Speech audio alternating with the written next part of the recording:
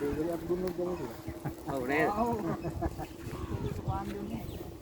ඒකෙදියම ගෙන 3ක් මදි. 3000ක් කියලා. කිලෝ 1000ක් කියලා ගන්න එපා. ඔව්. ඕවන් නම් කැමති. අන්න එයාගේ වැරදි වැඩක්.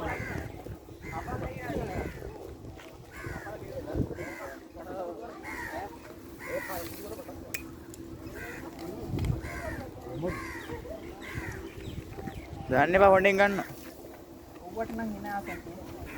අපෝ. අප්පඩ ගා කඩෙක් ගානේ.